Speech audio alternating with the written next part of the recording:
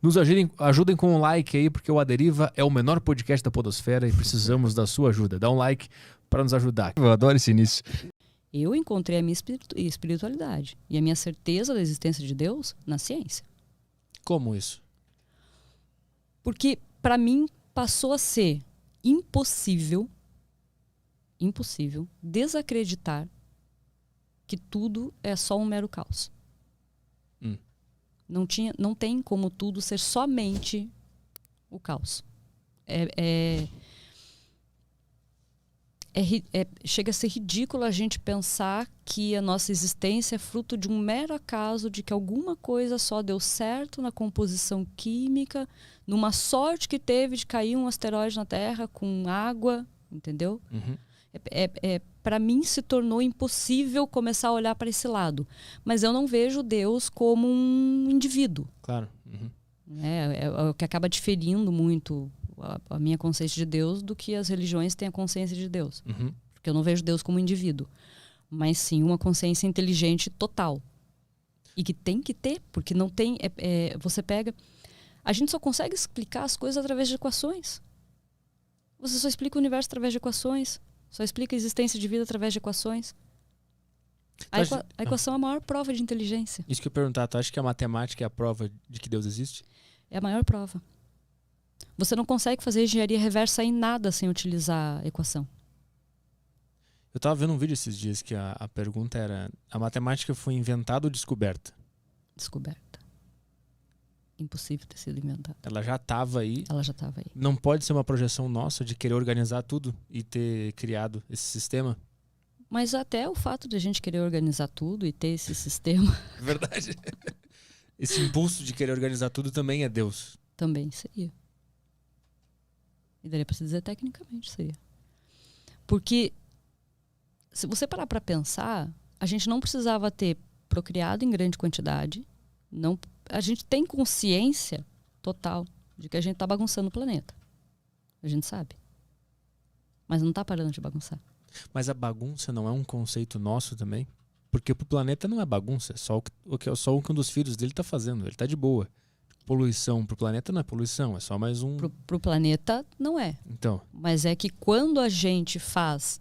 Aí é a questão da... Como daria para dizer, autorresponsabilidade. Se você está desembocando esgoto num rio, é óbvio que você está contaminando ele, porque peixes estão morrendo. Uhum. E o rio está fétido. Então, obviamente, você está fazendo algo ruim. Uhum. Se você estivesse fazendo algo bom, você não teria eliminado a vida daquele ambiente. Então, sim, a gente faz um caos. O planeta como um todo, ele não tem aquela coisa assim, estão fazendo um caos aqui em mim. Ele não tem esse entendimento. Mas ele tem a reação a esse caos. A reação a esse caos é natural. Uhum. O que é? Deu caos, dá o quê? Morte. É básico. Uhum. Esse é um princípio básico. É por isso que a gente vê muito aquela coisa assim, se você pecar, você será castigado com a morte. Sim. Sempre a resposta ao ato nosso que gera um caos, automaticamente a resposta contrária é morte. Uhum. Então é por ali que a gente sabe se a gente está fazendo bem ou mal. Uhum. Esse é o único princípio que determina se você está fazendo bem ou mal.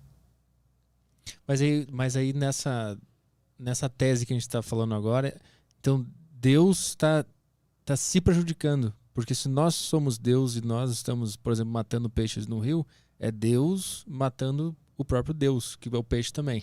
Deus, daria para se dizer que Deus está experimentando causar o mal através dele mesmo. Isso, e aí ele testa o equilíbrio. É louco, né? Pra ver é muito louco.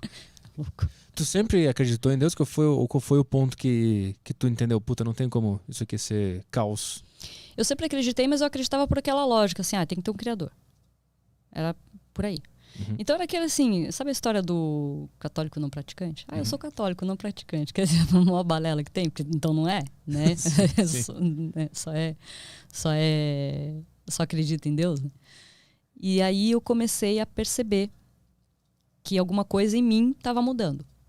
Porque eu começava a notar que eu estava tendo um apreço maior por esse entendimento de Deus do que eu tinha antes.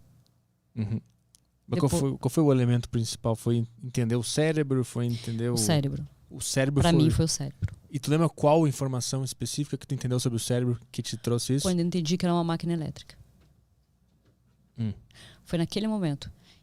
É engraçado que tem muitos anos isso, e eu consigo lembrar do momento que eu olhei e falei, cara, porque foi uma hora que eu estava justamente tentando entender, que eu fui pro lado de cérebro por causa da minha síndrome, então eu fui me focar em cérebro. E aí eu fiquei procurando entender, né, como é que era o funcionamento elétrico e como é que era a resposta elétrica e a resposta orgânica a essa resposta elétrica. Uhum. E dali eu comecei a observar como é que era a resposta relacionado a toda a parte elétrica ambiental. Porque a gente tem informação elétrica vindo de tudo. A cor, você só enxerga o azul porque o sinal elétrico, aquele potencial elétrico faz com que os teus olhos, eles recebem isso, faz com que o teu cérebro converta isso na cor azul. Uhum. Então, até isso é um sinal elétrico. E eu fiquei olhando para aquilo e falei, cara, é muito, não tem como isso ser um acaso, não dá. E ali eu fui fuçando para poder tentar entender. Eu pensei assim, eu tô ficando louca, né? Eu vou virar uma daquelas maluca que fica, Deus existe, bem loucona. E daí eu fui olhando e falando, não, pera, tem que ter alguma coisa, não tem como não ter. E daí eu comecei a observar que o nosso cérebro, as nossas sinapses, elas se expandem como o universo se expande. Nossa. E aí eu fiquei olhando para aquilo e pensando assim, não, peraí, eu tô virando uma doida daquelas assim que cria aquelas teorias bem malucas, né? Eu falei, não, deixa eu dar uma olhada para ver se eu... Porque eu tenho muito essa coisa. Será que o meu cérebro não tá construindo essa informação? Para me convencer. Uhum.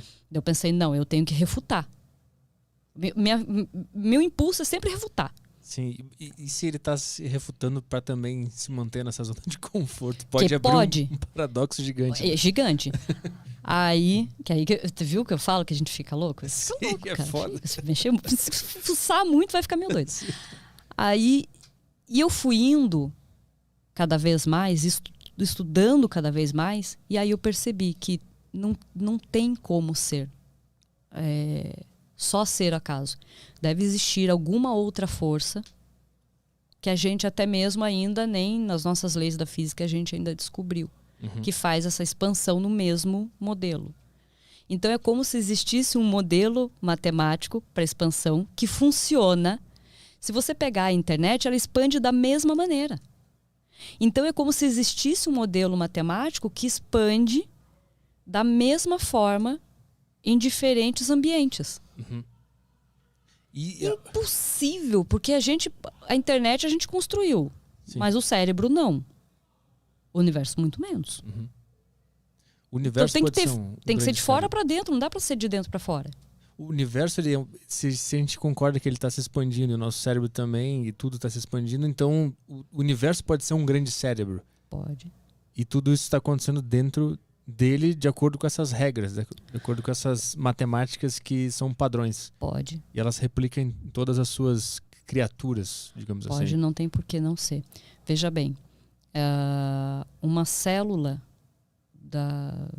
epitelial tua, por exemplo, da testa, ela não tem conhecimento de uma célula epitelial do teu joelho.